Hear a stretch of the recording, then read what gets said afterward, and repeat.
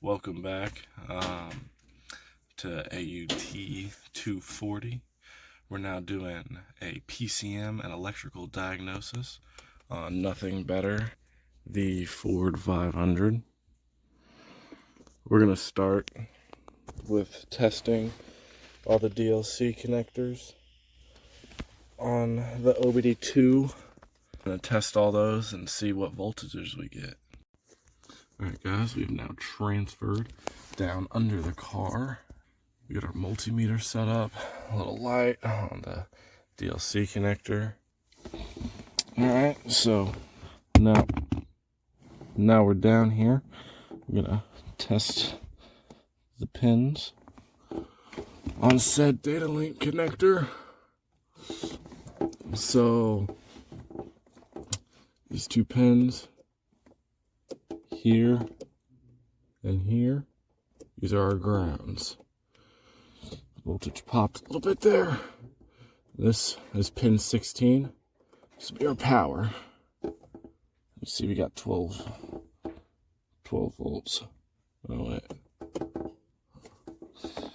So we got 12 volts.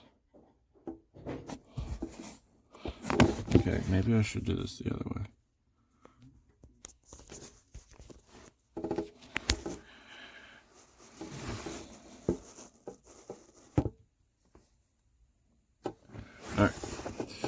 Alright guys, we're down here in this Ford 500.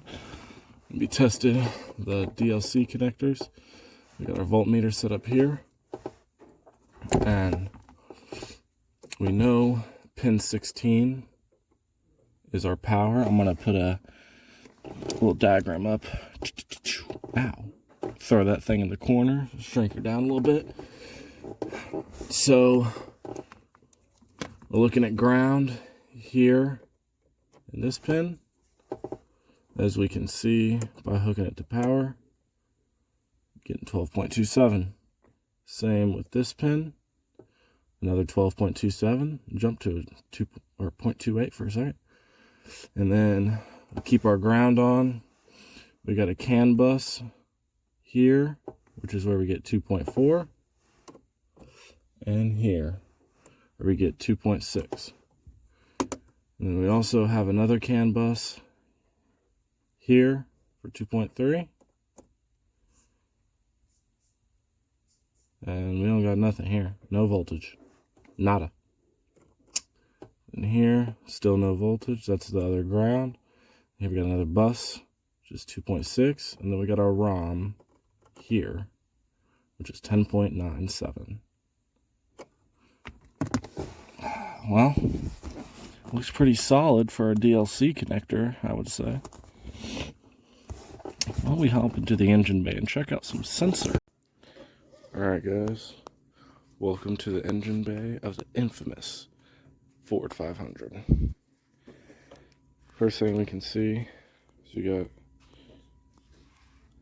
emissions label, then some stuff regarding the AC and how much it needs to be charged.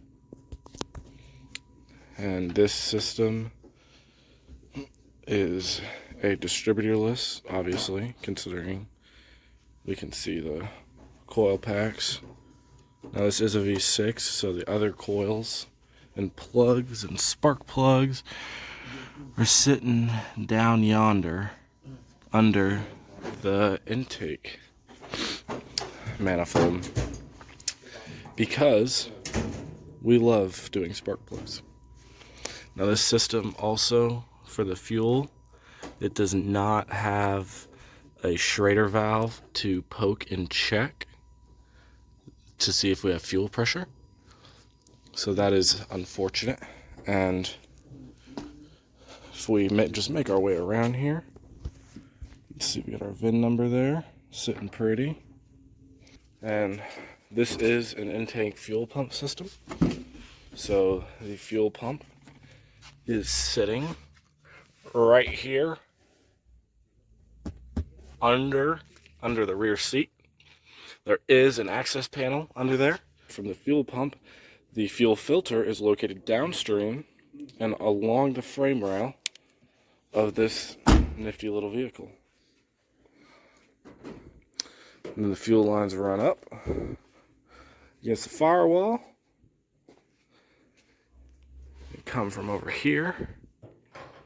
And I believe they hit that first. Or actually, there's our fuel line. Alright guys, and then navigating over. If we come over here, we can see we got our fuse box. Now what could be hidden in our fuse box? Well, what takes a fuel pump to run? Well, that would be number 27 for this very lovely and easy to read diagram. 27? No. 27? Come over here. Oh. Look at that. 15 amp fuse. Let's go ahead and pull this thing out. There we go. Alright, fellows and fellettes. The next thing on our magical list of love is a PCM. Now, what in the world is a PCM? Well, this is a PCM. Way back there under the cowl, sitting happy and lovely. That's a PCM. Now, what the hell does a PCM do? Well, PCM is a powertrain control module that controls everything that has to do with the powertrain. Obviously, we have our mass airflow sensor right here. We have our throttle throttle position sensor. Oopsie poopsies. Those are just a couple. Now, just like the fuel pump, as with almost every system, there is a relay or a fuse. Now, where is the PCM relay? Well, checked in all data, and we're looking at fuse 50 right here. Or sorry, relay 50. Boom! Look at that.